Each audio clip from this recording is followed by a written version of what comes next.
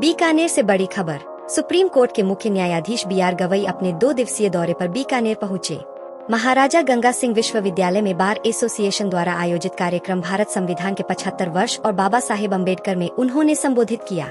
इस दौरान CJI गवई ने कहा कि सुप्रीम कोर्ट आर्टिफिशियल इंटेलिजेंस का उपयोग कर रहा है ताकि न्यायालय के निर्णय अलग अलग भाषाओं में आमजन तक पहुँच सके।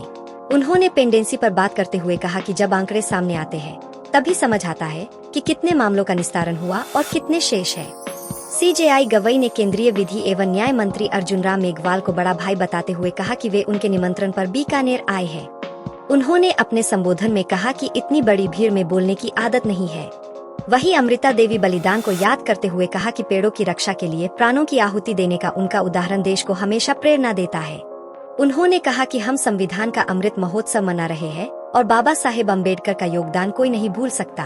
बाबा साहेब ने हमें समानता का अधिकार दिया है जो हमारे लोकतंत्र की सबसे बड़ी ताकत है।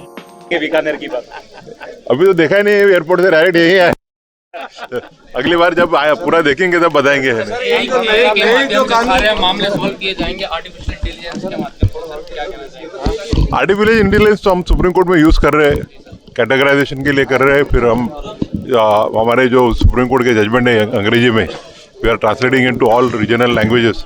यानी जो हर देश में के हर राज्यों के नागरिकों को अपनी भाषा में जजमेंट मिलने चाहिए। तो आर्टिफिशियल इंटेलिजेंस का काफ़ी यूज हो रहा है। देश में जो नए कानून जो आए हैं उनसे ये कहा गया था कि अब जो पेंडेंसी है वो कम हो जाएगी, तो क्या मानते हैं आप कितना पेंडेंसी इससे कम हो पाएगी जो नए कानून अभी आए? वो तो अभी ऐसा ऑफ हैंड नहीं बता सकते। सर, पहले देश के अंदर ऐसी स्थिति पैदा होगी, पहले जाति के हिसाब से, अब क्या भाषा के हिसाब से भी बांटा जा रहा है कि इस प्रकार से महाराष्ट्र में रहना तो मराठी बोलना पड़ेगा? क्या सर आपने